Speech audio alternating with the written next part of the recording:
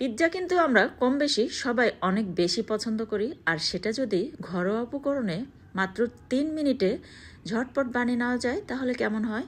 আসসালামু আলাইকুম এভরিওয়ান, সবাই কেমন আছেন? তো আজকের আয়োজনে কিন্তু একদম সিম্পল একটা রেসিপি শেয়ার করেছি, কিন্তু খেতে ভীষণ মজার। তো যখন পিৎজা খেতে মন চাইবে কিন্তু বাইরে যেতে ইচ্ছে করছে না, তখন ঘরে কিন্তু এভাবে ঝটপট বানিয়ে নিতে পারেন। তো আশা করছি বরাবরের মতো আজকের রেসিপিটা আপনাদের কাছে অনেক সহজ আর ভালো লাগবে।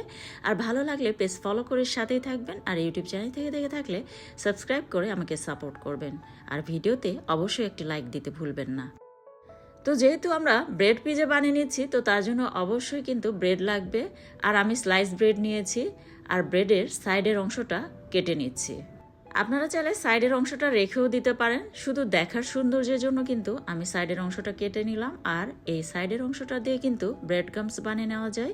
আমার ইউটিউব চ্যানেল এবং ফেসবুক পেজে কিন্তু এই রেসিপিটি শেয়ার করা আছে। তো 1 টেবিল চামচের মতো টমেটো সস আর 1 টেবিল চামচের মতো মেয়োনিজ অ্যাড করে দিয়েছি। আর পিৎজা সস যদি আপনাদের হাতে কাছে থাকে অবশ্যই পিৎজা সস দিয়ে ট্রাই করবেন। আর মেয়োনিজ না থাকলে কিন্তু আপনারা স্কিপ করতে পারেন, আমার হাতে কাছে ছিল এই জন্য অ্যাড করে দিয়েছি। দিয়ে খুব ভালোভাবে আমি চারপাশটা কিন্তু একটি চামচের সাহায্যে ছড়িয়ে দিলাম। তারপর আমি দিয়ে দিচ্ছি চিজ, আর এটা কিন্তু চেডার চিজ, আপনারা চাইলে মজারেলা চিজও কিন্তু এখানে ইউজ করতে পারেন। আর এদিকে আমি 2 পিস চিকেন সসেস ভেজে নিচ্ছি, আমার হাতে কাছে ছিল, আমি চিকেন সসেস দিয়ে এই জন্য ট্রাই করছি। তবে আপনাদের কাছে যদি না থাকে তাহলে আপনারা কিন্তু চিকেনটাকে ভেজে নিয়ে এর সাথে এভাবে অ্যাড করে নিতে পারেন। তো চিকেন সসেসটাকে আমি এভাবে সুন্দরভাবে কেটে নিলাম, দেখতে পারছেন। তো এভাবে কেটে নিয়ে আমি এর সাথে অ্যাড করে দিচ্ছি। আর সেমভাবে কিন্তু আপনারা চিকেনটাকে এভাবে পিস পিস করে কেটে নিয়ে হালকা তেলে ভেজে নেবেন, একটুখানি গোলমরিচের গুঁড়ি আর মরিচ পাউডার, লবণ দিয়ে কিন্তু আপনারা হালকা ভেজে নিতে পারেন এভাবে পিস পিস করে। আবার চাইলে বিফ দিয়েও কিন্তু ট্রাই করা যায়। তো এভাবে কিন্তু আপনারা সাজিয়ে নিতে পারেন। তো উপর দিয়ে কিছু চিলি ফ্লেক্স, কিছু গোলমরিচের গুঁড়ি আর একটুখানি চিনি অ্যাড করে দিলাম। আমি বাচ্চাদের জন্য ট্রাই করছি, তো একটু ঝাল ঝাল একটু মিষ্টি মিষ্টি হলে কিন্তু এটা ভীষণ মজার লাগে। আপনারা চাইলে চিনিটাও স্কিপ করতে পারেন।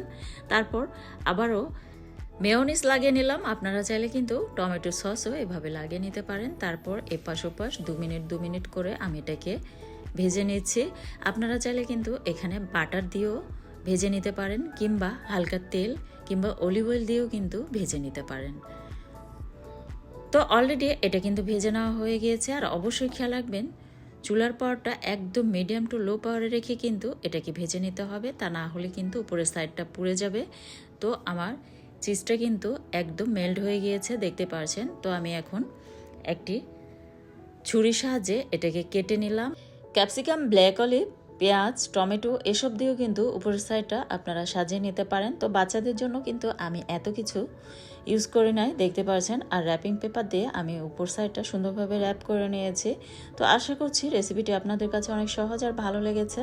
আর অবশ্যই আপনার বাচ্চার টিফিনে কিন্তু এভাবে বানিয়ে দিতে পারেন, বাচ্চারা কিন্তু অনেক খুশি হবে। তো আশা করছি রেসিপিটি আপনাদের কাছে অনেক সহজ আর ভালো লেগেছে। আর এরকম সহজ সহজ ও মজাদার রেসিপিগুলি পেতে পেজ ফলো করে সাথে থাকবেন, আর ইউটিউব চ্যানেল থেকে দেখে থাকলে সাবস্ক্রাইব করে আমাকে সাপোর্ট করবেন। ধন্যবাদ সবাইকে।